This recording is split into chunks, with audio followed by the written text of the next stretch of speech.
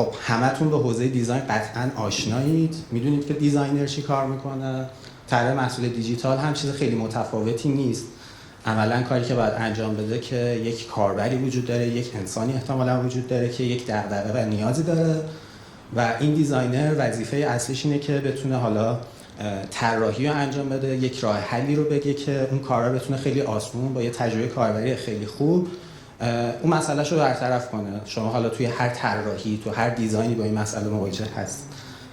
اما چیزی که به عنوان طراحی محصول تو ایران و تو کلا هر جای دیگه باب شده فقط این نیستش که شما یه چیزی دیزاین کنید، یه هدف خیلی بزرگ داره.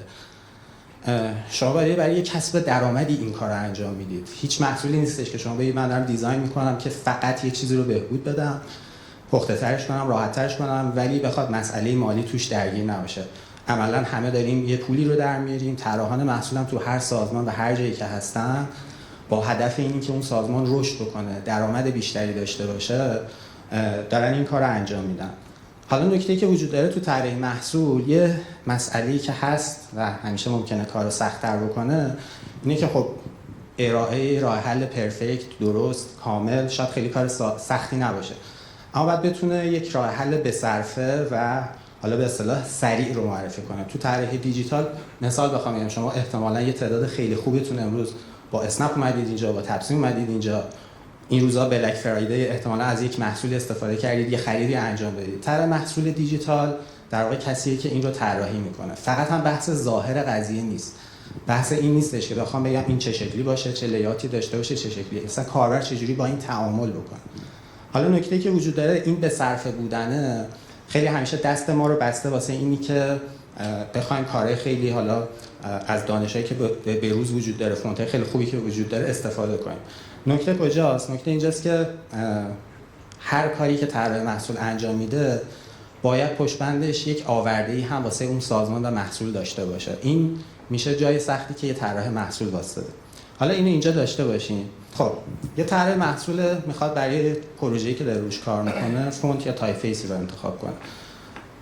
یه توضیح دیگه هم بدم، طراح محصول یا داره به صورت فریلنسی روی یه پروژه‌ای کار میکنه، یه پروژه احتمالاً کوچیک‌تری استارتاپی داره روی اون کار میکنه، یا اینکه نه توی یه سازمانی، توی یه تیمی که حالا میتونه 2 نفر، 3 نفر، 10 نفر، 15 نفر حتی باشن، به عنوان دیزاینر روی محصول کار بکنن. خیلی فرقی نمیکنه. زمانی که میخواد تایپفیسش رو واسه محصول انتخاب کنه، یه سری سوالات هست که حالا اینا رو باید از خودش بپرسه واسه اینکه بتونه یه تایپفیس مناسب رو انتخاب کنه متناسب با پروژه. تو سایز کوچیک دیده میشه، خانه ها هست، خانه نیست، به هویت برند من میخوره، تنوع وزن خانوادگی مناسبی داره، دست منو قرار ببنده توی استفاده های آتی که دارم یا نه، و کلی سوال دیگه که سوالات خیلی مهمی هم هستن. یه چک لیستی شاید بشه گفت 2-3 برابر این بشه درست کرد. اما مسئله اینجاست که این عملاً در دنیای واقعی، در کار واقعی اتفاق نمیفته. چرا؟ چون ما یه مسئله داریم. یه چیزی وجود داره به اسم برندینگ، برند بوک، یا حالا مثلا تیم مارکتینگی که عملاً در تمام پروژه ها که شما واردش میشید اکثرا تیم برندینگ تایپفیس رو انتخاب کرده واسه اون برند. عملا سفارش دهنده یه تایپفیس جدید یا انتخاب یه تایپفیس برای اون پروژه بر عهده تیم مارکتینگ بوده، بر عهده تیم دیزاین بوده و خب این ایراد کار ما میشه. ولی اتفاقی که میفته معمولا تیم پروداکت، طراح محصول درگیر این پروسه نمیشه و حالا تیم مارکتینگ میره ممکن حتی سفارش یه فونت اختصاصی رو بده، کلی هم بابتش هزینه بکنه، اما تیم محصول چون درگیر این نبوده اصلا نیازها توش دیده نشد. به خاطر این خیلی جاهاست طراح محصول این سوالات رو از خودش پرسیده که بتونه تایپفیس مناسب برای محصول خودش انتخاب کنه، اما اتفاقی که میفته مواجه میشه با این مسئله که از قبل واسش انتخاب شده و عملاً هم میگم خیلی معمولاً سفت و سختن. نه ما اگه فونت X رو انتخاب کردیم ما نمیتونیم از فونت Y برای محصولمون استفاده کنیم. 2 تا داستان میخوام تعریف کنم از تجربیاتی که حالا شاید مستقیم نه ولی در کنارش درگیر بودم. یکیش بابت کار توی یک سازمان خیلی بزرگی بوده که قطعاً همتون هم میشناسید، احتمالاً از سرویسش تقریبا میتونم بگم 100% استفاده کردین. چندین سال پیش همین اتفاق افتاد. تیم مارکتینگ اونجا اومد سفارش یه تایپفیس اختصاصی رو داد، کلی بابتش هزینه کرد، رفت برگشت و خب تایپفیس به نظر من خیلی پخته و جذابی هم واسش تولید شد. اما نکته کجا بود؟ نکته این بود که طراح محصول، تیم طراحی محصول درگیر این داستان نشده بودن. و اتفاقی که افتاد این فونت اومده بود و حالا این شکلی بود که تیم برند داشت فورس میکرد تیم محصول رو که آقا از این فونت باید استفاده بشه و تیم محصول این شکلی بود که اصلا دغدغه هایی که من دارم این تو دیده نشده، جسته حروف، اندازه حروف، ورژن هایی که از فونت نیاز دارم اصلا توی این دغدغه ها نیست و اتفاق خیلی ناگواری که افتاد اینه که علیرغم کلی هزینه که شده بود واسه این برند توی طراحی محصول از فونت دیگری استفاده شد. این نکته اینجا داشته باشیم. مسئله دیگه هم بود، این فقط تو سازمان ها اتفاق نمیفته که بگیم عدم هماهنگی بین دو تا تیمه. خودم درگیر یه پروژه شده بودم، کارفرما با یه صرف هزینه خیلی زیادی یک فونت اختصاصی سفارش داده بود. خب کارفرمای کمتر دانش دیزاینی داشته باشه و یه فونتی طراحی شده بودش که کاملا در تضاد برای استفاده در فضای موبایل بود و عملا من زمانی که جوین شدم تا بتونم این پروژه رو پیش ببرم اینجوری بودم که خب این فونت کاملا غیر قابل استفاده است واسه این پروژه و اصلا نهایت بشه به عنوان یک موتیف گرافیکی ازش استفاده کرد و حتی هیچ فونت هماهنگی هم نتونستیم خیلی مناسب برای اون پیدا کنیم که بشه تو فضای وب استفاده کرد. حالا اینا رو چرا دارم میگم؟ می‌خواستم بگم که خود انتخاب فونت حالا یه سری شاخصه ها داره، احتمالاً همتون کسایی که درگیر باشن بتونید با یه سرچ کوچولو پیداشون بکنید. اما نکته‌ای که میخوام بگم اینه که در سفارش طراحی تایپ جدید خیلی خوبه که شما هم به عنوان حالا یه دیزاینر، کسایی که کار دیزاین تایپفیس انجام میدن، حتی اگر کارفرمای شما اون مسئله رو لحاظ نکرده شما ازش بپرسید که آیا یه همچین نیاز دیگه‌ای دارید. نمیدونم چقدر براتون پیش اومده مثلا می‌خواستید یه تلویزیونی بخرید، تنها چیزی که راجعش میدونستید این چه تلویزیونتون بوده بر اساس حالا سایز خونه‌ای که داشتید. این فروشنده است که وظیفه این رو داره که از شما بپرسه چه نیازی داری، قراره باهاش فیلم ببینی، قراره 24 ساعته باهاش فیلم ببینی، بچه کوچیک داری، قراره که باهاش بازی بکنی، چه اتفاقی قراره بیفته. همون جوری که اون فروشنده شما رو راهنمایی میکنه تا انتخاب بهتری داشته باشید، توی پروژه طراحی تایپفیس هم خیلی خوبه که کسایی که دارن کار میکنن این رو خودشون لحاظ بکنن. یه بخشش بر عهده ماست که بتونیم این هماهنگی بین تیم ها بیشتر بکنیم و دغدغه رو ریز بکنیم تو تیم هایی که خودمون داریم. ولی از اون ور هم دارم میگم میشه جلوی این اشتباهات رو هم گرفت، چون من فکر میکنم هر تایپ دیزاینر از خیلی ناراحت خواهد بودش که یه تایپی دیزاین میشه اما درست ازش استفاده نمیشه. این خیلی دل سرد کننده است. این یه نکته بود که می‌خواستم بگم که تو فرآیند طراحی پس چه اتفاقی داره میفته. خب تا اینجا رو داشتیم. الان میخوام که یه کوچولو راجع به دغدغه‌هایی که در استفاده از تایپفیس‌ها حالا توی این مدت خودم، تیمم و حالا جاهای مختلفی داشتیم صحبت بکنم. خب دغدغه اول این نیست حقیقتش. اینو احتمالاً کسایی که توی حوزه تایپفیس و طراحی محصول یو آی کار کردن همیشه دیدن وا این چرا وسط نیست، این چرا وسط نمیفته، یه کاری کنیم همه حروف همیشه وسط بیفته. حقیقتش رو بخواید این واقعا برای خود من و برای کاربرهای من خیلی مهم نیستش و من فکر می‌کنم بیشتر یک OCD خود دیزاینر هاست که دوست دارن وسط بیفته. کمابیش یه فونتی بهتر بدتر داره این اتفاق میفته و اصلا موضوع صحبتمون این نیست. و امروز میخوام راجع به این صحبت بکنم.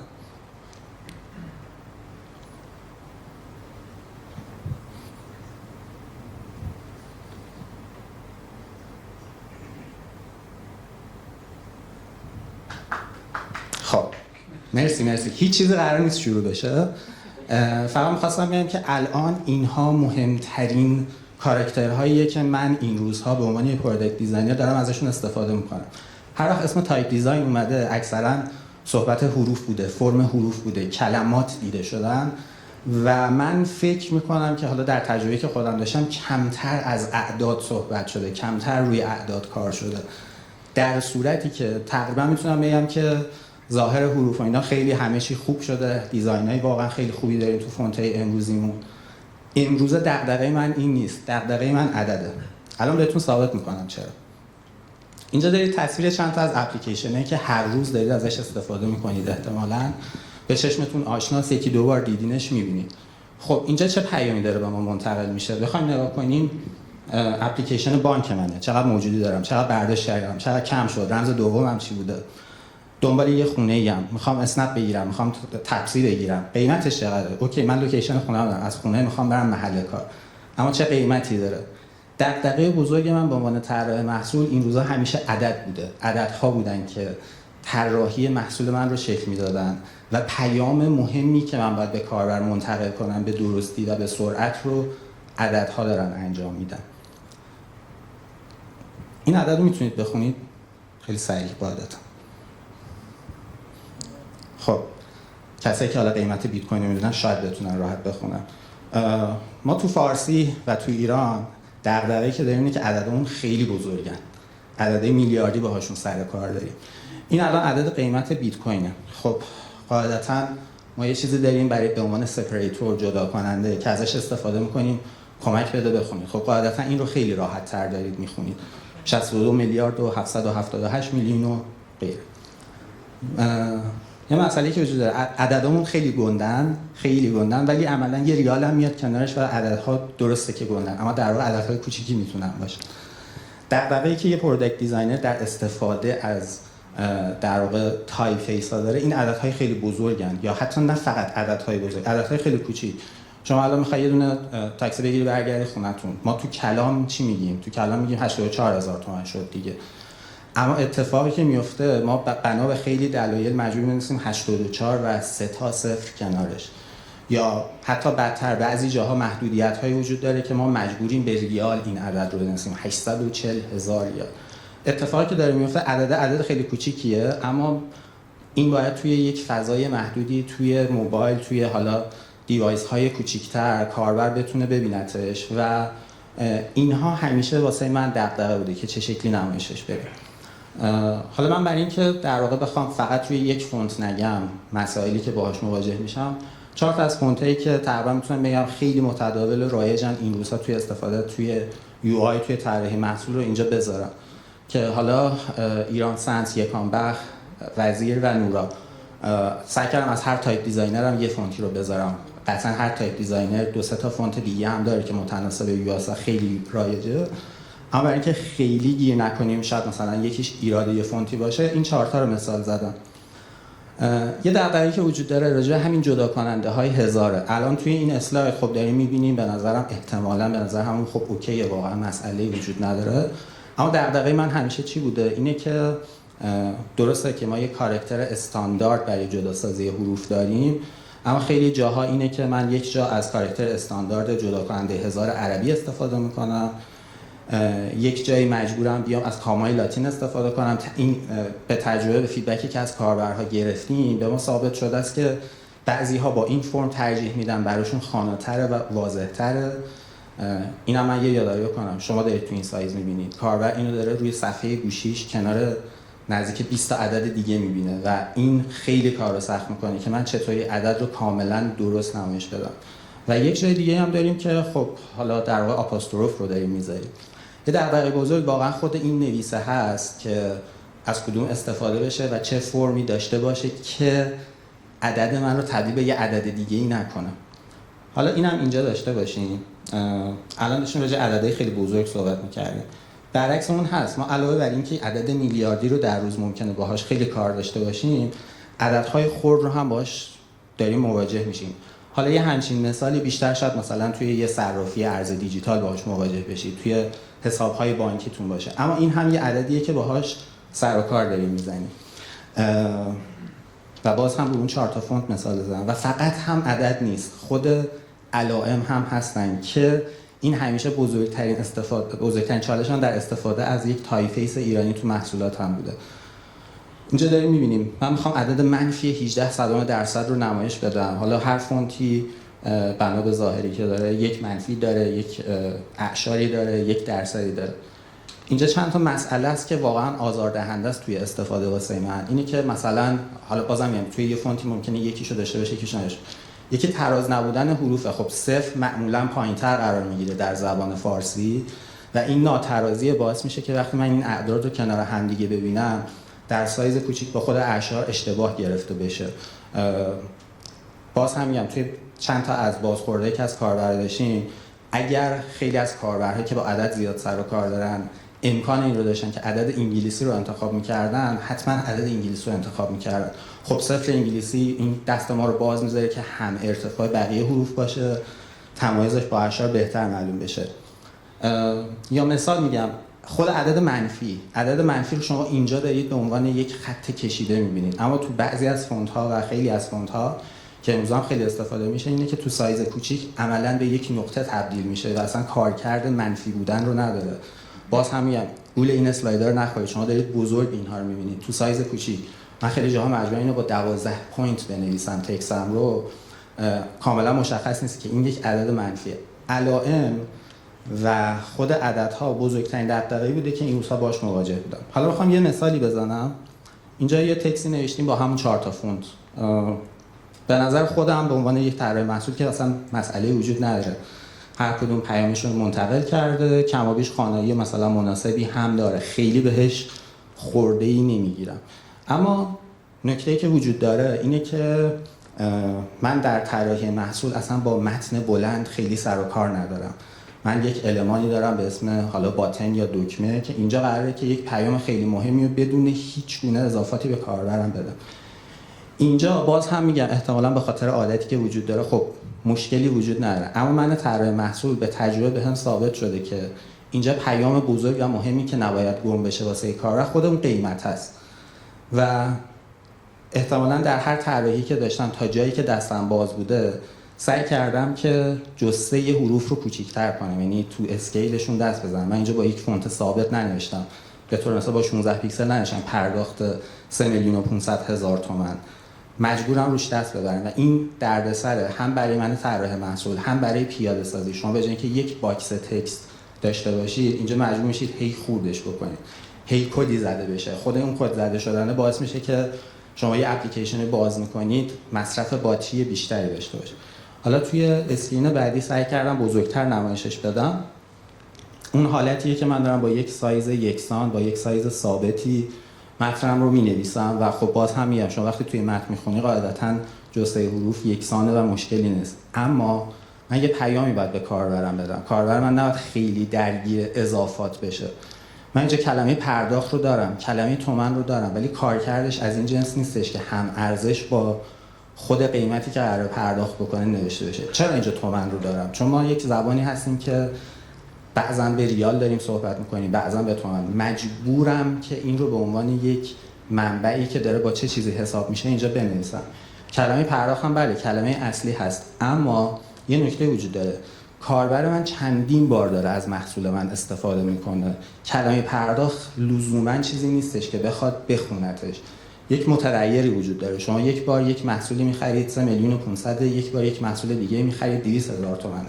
پرداخت رو انقدر واسهتون تکرار شده که اصلا دیگه نیازی ندارید همیشه ببینیدش. مثالی که میتونم بزنم، من اگه مثلا اینجا یه عددی بنویسم که یه شماره موبایلی بنویسم 0912 فلان فلان، آیا لازم اینجا بنویسم شماره تلفن همراه یا شماره موبایل؟ حقیقتا نه، چون به چشم اکثر آدم‌ها این فرمتی که واسه شماره موبایل وجود داره شناخته شده است. کجا می‌نویسمش؟ زمانی می‌نویسمش که با شماره مشابه دیگه‌ای داره. یا دارم جایی می‌نویسم، مثال میگم برای فرض می‌کنم یه مهمون خارجی دارم که می‌خوام اون بدونه، اون که فرمت‌های شماره تلفن ایرانی رو نمی‌دونه. اون زمان پیام مهمتر میشه. اما در طراحی محصول چیزهایی که متغیرن پیام اصلی رو دارم میدم باید مقداری بزرگتر باشن. حالا واسه این شکلی نیست که من انتظارش دارم در طراحی تایپ فیس حتما حل بشه، ولی اگر این در طراحی تایپ فیس حل بشه این کمک رو به من میده که من با دردسر کمتری بتونم در واقع طراحیم رو انجام بدم. پیاده سازی یه همچین چیزی غیر ممکن نیست قاعدتا، اما فرق داره. اونو بازم میگم شما یک تکست باکس میکشید و متنتون رو می‌نویسید. بابت این باید تیکه تیکه تیکه تیکه بشه، کد زده بشه بابتش تا بتونه پیاده سازی بشه. اینجا یه اتفاق دیگه هم افتاده، راجع به علائم هم صحبت کردم. چیزی که داره اتفاق میفته در تایپ فیس هایی که من باشون مواجهم، علائم همون اندازه‌ای که حروف دارن ضخیم‌تر میشن و وزنشون متغیره، علائم هم دارن به همون اندازه حالا ضخیم‌تر یا نازک‌تر میشن. این رو نمیتونم بگم راجع به همه علائم صدق میکنه، اما حداقل میتونم بگم راجع به جدا کننده 1000 خیلی مسئله مهمیه. کارکرد جدا کننده 1000 چیه؟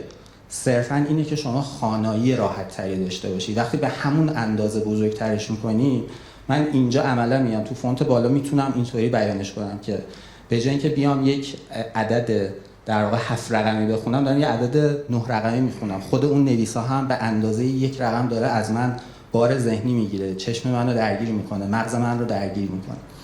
در صورتی که من اگر واقعا بخوام یک اینترفیسی داشته باشم که کاملا روون برای کاربر دیده بشه، بتونه خانه خوبی داشته باشه، تا جایی که بتونم دارم این تغییرات رو روی طراحیام انجام میدم. اما این تغییرات بسیار زمان بره، دقتی نداره. من مثلا مجبورم به صورت دستی همه اینها رو انجام بدم، در صورتی که این باید اسکیل داشته باشه.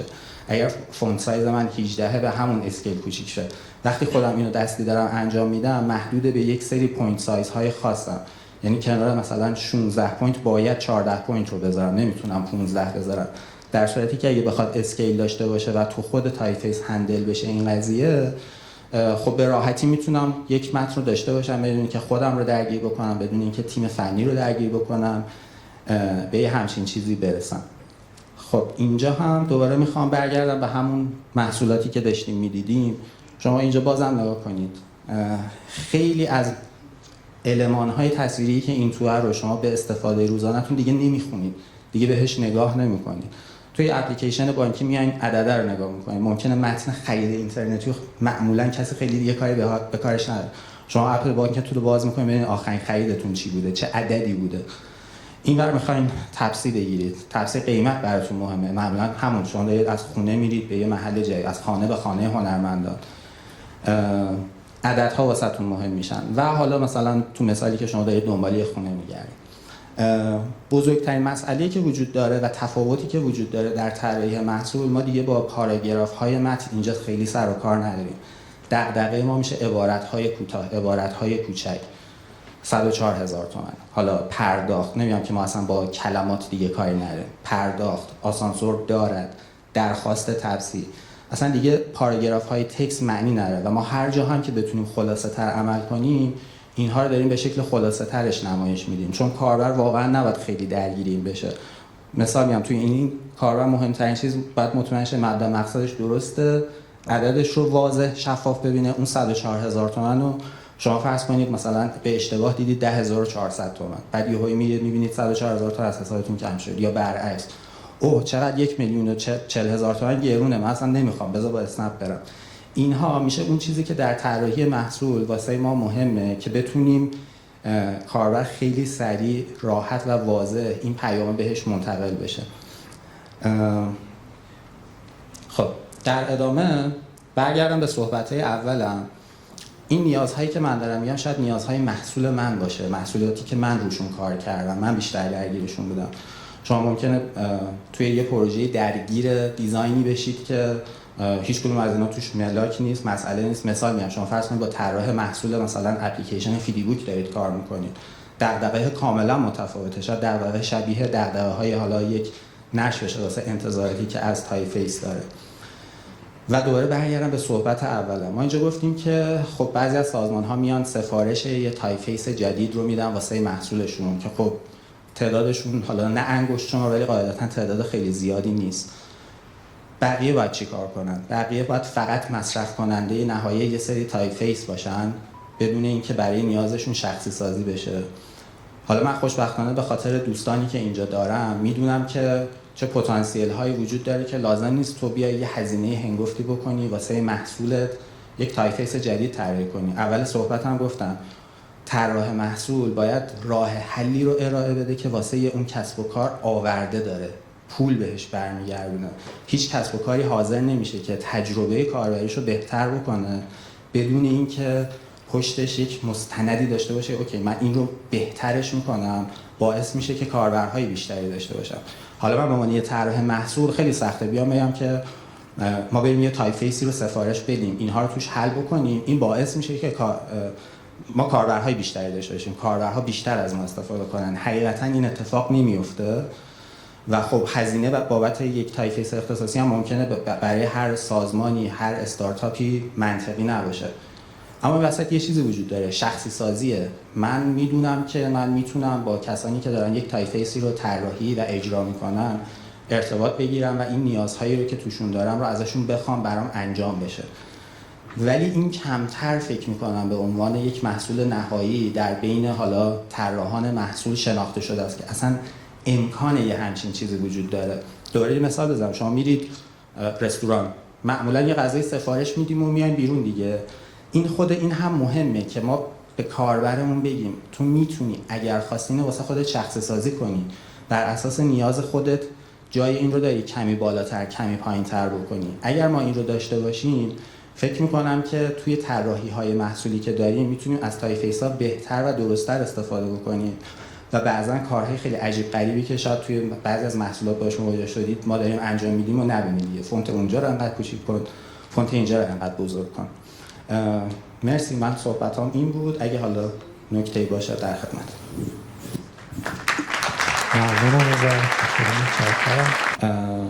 من در پایان ازتون تشکر میکنم که با من همراه بودین و شخصا و به در واقع از جانب کامیونیتی دیزاین محصول ایران میخواستم یادی کنم از صابر راستی کردار که خب جاش قاعدتا اینجا پیش ما خالیه و واقعا زحماتی که ایشون کشیدن برای تایفیس فارسی در محیط حالا وب، یو آی و پروداکت جا داشت که به نوبه خودم ازش تشکر بیشتری همینجا داشته باشم.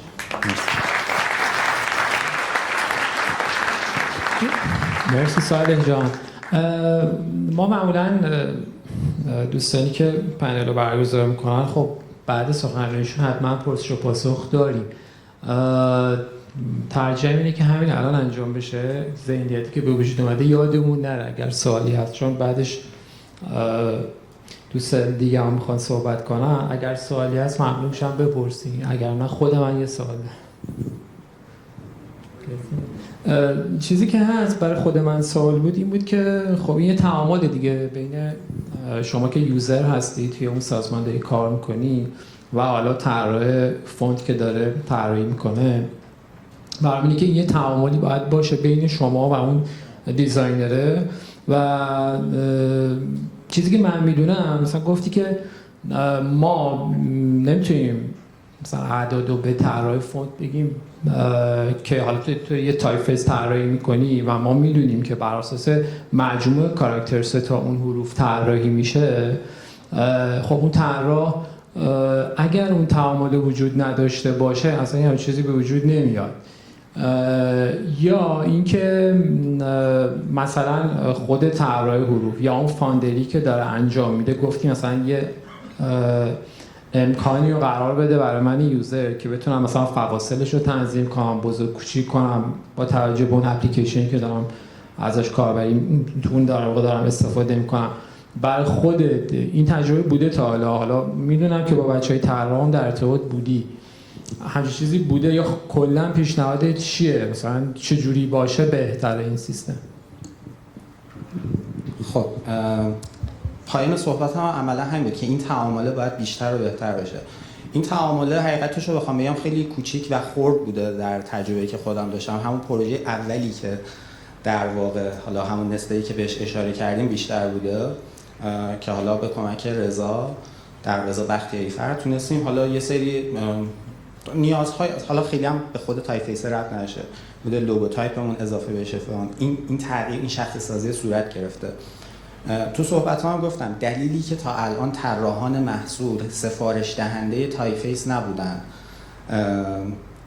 همین مسئله بوده. گفتم ما اینجا باید هر کاری که می‌کنیم، میگم سازمان داره یه هزینه میده، مثال میگم قراره که یه قابلیت جدیدی به یک اپلیکیشنی اضافه بشه، قراره مثلا 100 نفر ساعت روش هزینه بشه. این یه هزینه‌ای میشه، زمانی میتونه این رو انجام بده که بدون این هزینه به این شکل در این مدت زمانی بهش برمیگرده.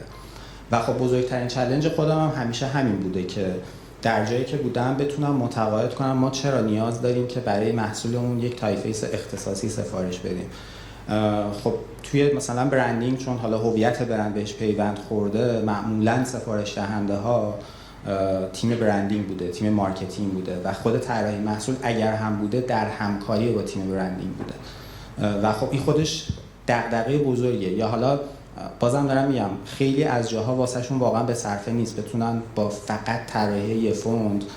من حقیقتش میگم خیلی نمیتونم الان مستندی ندارم بتونم متقاعد کنم که مثال در یک صرافی ارز دیجیتال که مهمترین چیزی که باهاش سر و کار داره اعداد مثال تایپفیس اوکی ما بیایم انقدر هزینه بکنیم. این چه تضمین، خودم واقعا براش مستندی خیلی ندارم که بتونم ارائه بدم که این حتما برای ما آورده بیشتری خواهد داشت. به خاطر همین دارم میگم که فکر میکنم یه کار بینابین مشترکه. یه سری از کارها باید دلی انجام بشه، حالا چه من به عنوان طراح محصول، چه طراحان تایپ دیزاین فارسی، اینها رو پیش ببرن تا شرکت ها بتونن بیان این رو ازش استفاده بکنن. میگم الان امروزی که داریم میبینیم، من امروز تو این اسلاید 4 تا تایپ فیس آوردم که تازه خیلی هم بیشتر بود. دغدغه‌م این بود از هر دیزاینر تایپ فیس بیارم. نمیدونم چند سال پیش ما یه تاهما داشتیم. برای من که اینها باید در دسترس آدم‌ها قرار بگیره که اصلا بفهمن چه پتانسیلی وجود داره تا بتونن ازش استفاده کنن. مرسی ازت. یه سوال یه کوچولو یه دیگه بپرسم ازش. فقط یه آماری داریم که الان مثلا فونتایی که الان موجود هست، این معیاری که شما گفتی چند درصدشون دارن رعایت میکنن تو فونتای فارسی؟ لاتینو کاری نداری. مثلا شما میدونم که با فونتای زیادی سرکارده شدی تو طراحی محصولت. من برای دانش خودم و بچهای طراحی اینو نیاز داریم بدونیم که فونتای ما، فونتایی که کلا تو بازار موجوده، چند درصدشون این معیارها رو حداقلش رو دارن به نظرت؟ حداقل اون چیزی که خودت میدونی. درصد خیلی کار سختیه، چون قاعدتا من میدونم فونت‌های خیلی زیادی وجود داره که من نمیشناسم، ولی در کل من حالا فکر کنم شاید مسلم بهتر بتونه بگه چون کاربرهاش میدونن که واسه چه استفاده‌ایه. در کل میخوام بگم ما مسئله‌ای که رو تایپ فارسی داریم، دغدغه‌هایی که گفتم این شکلی نیستش که بگم ما الان کارمون گیر تایپ فیسه. اینها جزئیاتی بود که میتونه بهترش بکنه. یعنی ما خیلی فونت‌های خیلی خوبی داریم، فقط میمونه یه دغدغه. اوکی ما 10 تا 100 تا 50 هزار تا اصلا فونت فارسی خوب داریم، 20-30